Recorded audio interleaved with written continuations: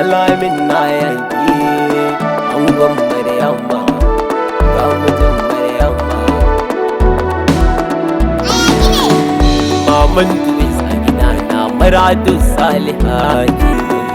Maman twins a gida na Maratu Salihaki.